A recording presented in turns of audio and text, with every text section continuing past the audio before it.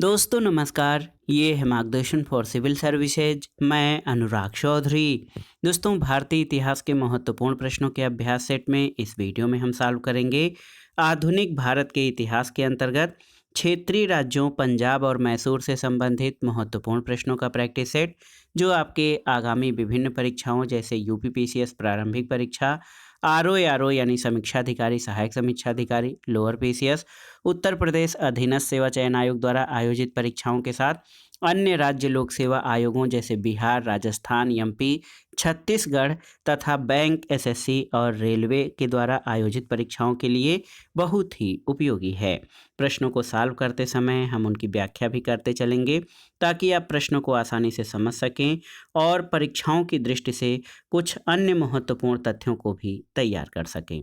तो आइए शुरू करते हैं आधुनिक भारत के इतिहास के अंतर्गत क्षेत्रीय राज्य पंजाब और मैसूर से संबंधित महत्वपूर्ण प्रश्नों का प्रैक्टिस सेट। पहला प्रश्न है, ब्रिटिश ने पंजाब को निम्नलिखित में से किस सन में अपने राज्य में मिलाया था? ऑप्शन है 1828 में, 1831 में, 1849 में या फिर 1856 में। तो सही उत्तर ऑप्शन सी 1849 में। दोस्तों याद रखिएगा, 1849 में ब्रिटिशों ने पंजाब को अपने राज्य में मिलाया था और उस समय लॉर्ड डलहौजी जो था वो आपका गवर्नर जनरल था। तो याद रखिएगा, लॉर्ड डलहौजी ने 1849 में पंजाब का विलय ब्रिटिश साम्राज्य में किया था। अगला प्रश्न है, रणजीत सिंह के राज्य में शामिल था क्या?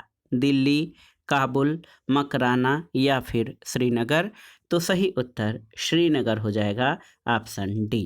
दोस्तों देखिए, श्रीनगर जो है वो रणजीत सिंह के राज्य में शामिल था। रणजीत सिंह पंजाब के शासक थे और उनके राज्य में श्रीनगर भी शामिल था। अगला प्रश्न है, रणजीत सिंह किस मिसल से संबंधित थे? आपको बताना है। तो ये आसान सा प्रश्न है। आप जानते हैं कि रणजीत सिंह सुकर चकिया मिसल से संबंधित थे। रणजीत सिंह का जन्म 13 नवंबर 1780 को सुकर चकिया मिसल के मुखिया महा सिंह के घर हुआ था। तो याद रखिएगा, रणजीत सिंह सुकर चकिया मिसल से संबंधित थे।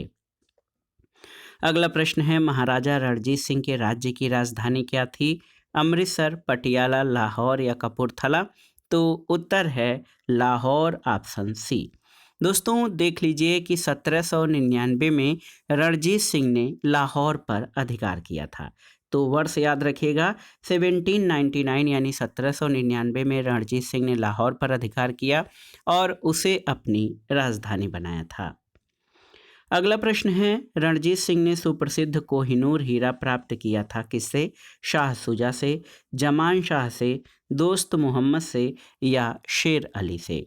तो सही उत्तर शाह सुजा से, ऑप्शन ए। दोस्तों शाह सुजा ने काबुल का राज्य प्राप्त करने के लिए रणजीत सिंह से सहायता मांगी और उन्हें कोहिनूर यानी कोह ए नूर हीरा भेंट किया था। तो याद रखिएगा, रणजीत सिंह ने सुप्रसिद्ध कोहिनूर हीरा शाह सुजा से प्राप्त किया था। अगला प्रश्न है, निम्नलिखित में से किसने कहा था कि ईश्वर की इच्छा थी कि मैं सब धर्मों को एक निगाह से देखूं, इसलिए उसने दूसरी आंख की रोशनी ले ली? तो ये कथन दोस्तों महाराजा रणजीत सिंह का है। ऑप्शन ए आपका सही उत्तर है। रणजीत सिंह एक योग्य शासक थे। उन्होंने कहा था कि ईश्वर की इच्छा थी कि मैं सब धर्मों को एक निगाह से देखूं, इसलिए उसने दूसरी आंख की रोशनी ले ली। अगला प्रश्न है, महाराजा रणजीत सिंह के उत्तराधिकारी कौन थे? ऑप्शन है हरि सिंह नलवा, खड़ग सिंह, शेर सिंह या नौनिहाल सिंह? तो सही उत्तर खड़ग सिंह, ऑप्शन बी।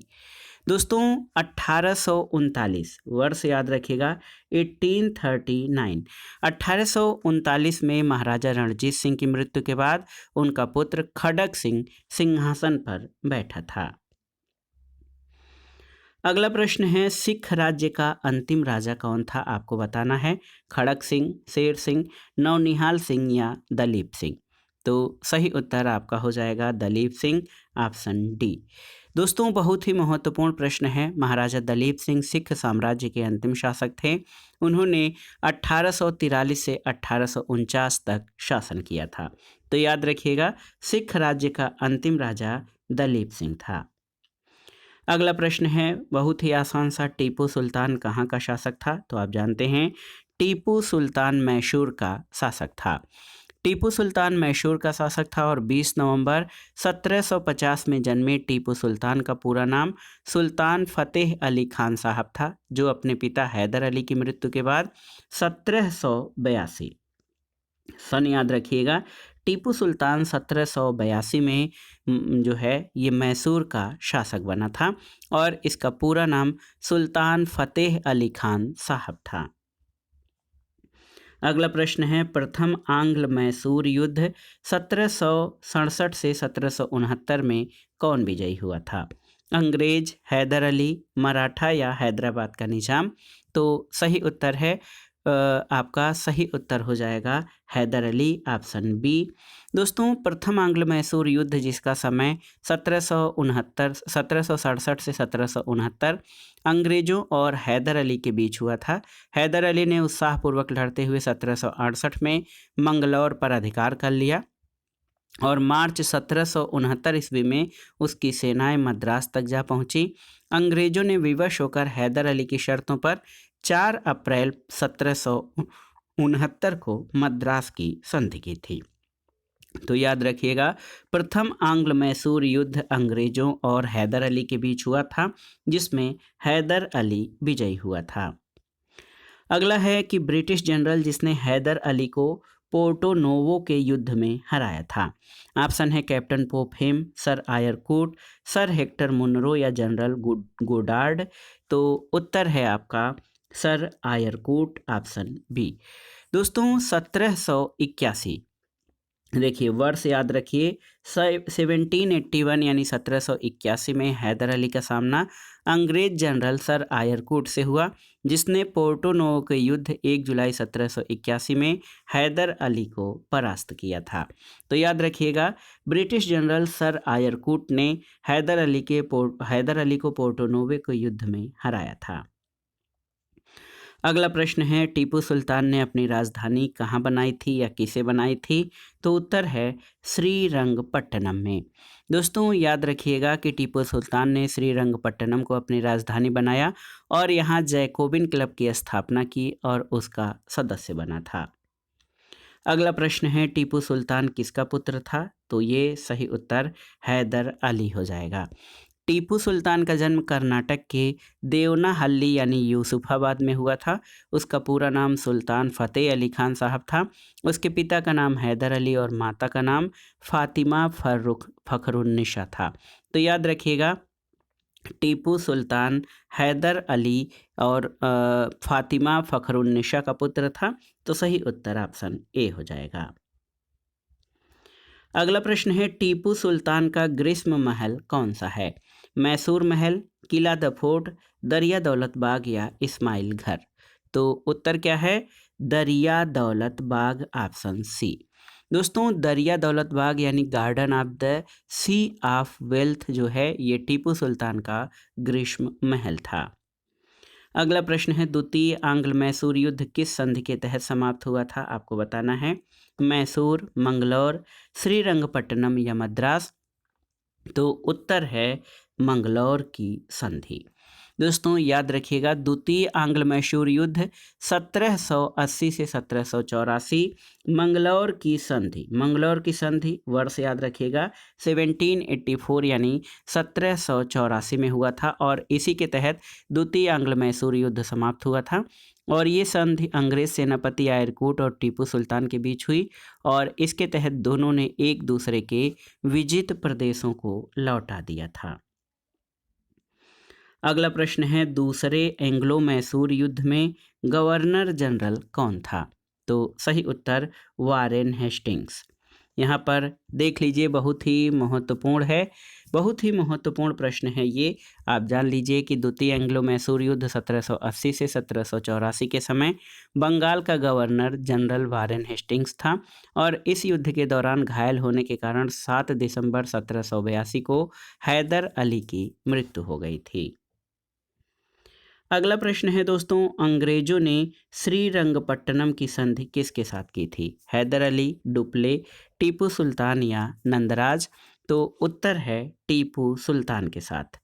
आप जान लीजिए कि तृतीय आंग्ल मैसूर युद्ध 1790 से 1792 हुआ और इसकी समाप्ति श्रीरंगपट्टनम की संधि मार्च 1792, मार्च 1792, याद रखिएगा, ये है। इसके तहत जो है श्रीरंगपट्टनम की संधि हुई थी, तृतीय आंग्ल मैसूर युद्ध की समाप्ति। और इस संधि में अंग्रेजों की ओर से लॉर्ड कॉर्नवालिस और मैसूर की ओर से टीपू सुल्तान ने हस्ताक्षर किए थे। तो याद रखिएगा, अंग्रेजों ने श्रीरंगपट्टनम की संधि टीपू सुल्तान के साथ की थी 1792 में। अगला प्रश्न है, टीपू सुल्तान अंग्रेजों के साथ युद्ध में कब मारे गए थे, यानी किस वर्ष में? तो सही उत्तर 1799 में, ऑप्शन बी आपका सही उत्तर हो जाएगा। याद रखिएगा कि टीपू सुल्तान चतुर्थ आंग्ल मैसूर युद्ध 1799 में अंग्रेजों से लड़ते हुए मारे गए थे। अगला प्रश्न है दोस्तों, बेगम समरू ने एक अति प्रसिद्ध चर्च का निर्माण करवाया था कहाँ पर? माउंट आबू में, नैनीताल में, सरधना में या कानपुर में? तो सही उत्तर सरधना, मेरठ में। बेगम समरू ने एक अति प्रसिद्ध चर्च का निर्माण मेरठ के निकट सरधना में कराया था। अगला प्रश्न है, निम्नलिखित में से किस युद्ध में अंग्रेजों ने फ्रांसीसियों को पूरी तरह परास्त कर दिया था? वांडीवाश की लड़ाई, बक्सर की लड़ाई, प्लासी की लड़ाई या अड्डयार की लड़ाई? तो उत्तर है बांडीवाश का युद्ध 1760, 1760 वांडीवास की लड़ाई हुई थी। दोस्तों याद रखिएगा कि वांडीवास युद्ध 1760 में अंग्रेजों ने फ्रांसीसियों को पूरी तरह से परास्त कर दिया था। ऑप्शन ए आपका सही उत्तर है। अगला प्रश्न है, निम्नलिखित में से किस युद्ध से भारत में फ्रांसीसियों के भाग्य का निर्णय हुआ था? ऑप्शन है बांडीवाश की लड़ाई, प्रथम कर्नाटक युद्ध, बक्सर की लड़ाई या प्लासी की लड़ाई? तो सही उत्तर वांडीवास की लड़ाई, ऑप्शन ए। याद रखिएगा, वांडीवाश युद्ध अंग्रेजों और फ्रांसीसियों के मध्य हुआ था, जिसमें फ्रांसीसियों की पराजय हुई और इस युद्ध से ब्रिटिशों का प्रभुत्व पूरी तरह से जो है ये स्थापित हो गया था और फ्रांसीसी जो है इस यहाँ से पराजित हो गए थे पूरी तरह से या बुरी तरह से। अगला प्रश्न है, निम्नलिखित भारतीय शासकों में कौन था जिसने विदेशों में आधुनिक पद्धति से दूतावास स्थापित किए थे? देखिए, ऑप्शन है हैदर अली, मीर कासिम, शाह आलम द्वितीय या टीपू सुल्तान? तो सही उत्तर टीपू सुल्तान, ऑप्शन डी हो जाएगा। टीपू सुल्तान ने आधुनिक पद्धति से विदेशों में दूतावास स्थापित किए थे। अगला प्रश्न है कि टीपू सुल्तान ने ब्रिटिश सेना को 1780 में हराया था कहाँ पर? हैदराबाद में, पोल्लीपुर में, सेरिंगपट्टनम में या फिर निजामाबाद में? तो उत्तर है पोल्लीपुर में, ऑप्शन बी सही उत्तर हो जाएगा। हैदर अली और टीपू सुल्तान ने मराठों तथा निजाम के साथ एक समझौता कर लिया और फ्रांसीसी सहायता का वचन ले लिया तथा कर्नाटक पर जुलाई 1780 में आक्रमण करके अरकाट पर अधिकार कर लिया। उसके बाद टीपू ने हेक्टर मुनरो की सेना को पोल्लीलुर नामक स्थान पर हराया था। ऑप्शन बी आपका सही उत्तर है। अगला प्रश्न, पंजाब के पूर्व महाराजा दलीप सिंह के विषय में कौन सा एक कथन सत्य है, आपको बताना है। 23 अक्टूबर 1893 को उनका निधन पेरिस में हुआ था, बिल्कुल सही है। नासिक में उनकी अंत्येष्टि हुई थी, गलत है। उन्होंने कभी भी सिख धर्म नहीं छोड़ा था, तो उन्होंने सिख धर्म छोड़ दिया था, ये भी गलत हो जाएगा। वह कभी भी रूस नहीं गए थे, तो वो रूस गए थे। ऑप्शन ए जो है आपका सही है कि 23 अक्टूबर 1893 को उनका निधन पेरिस में हुआ था। पंजाब के पूर्व महाराजा दलीप सिंह का निधन 22 या कुछ स्रोतों के अनुसार 23 अक्टूबर 1893 को पेरिस फ्रांस में हुआ था। शेष सभी कथन असत्य थे।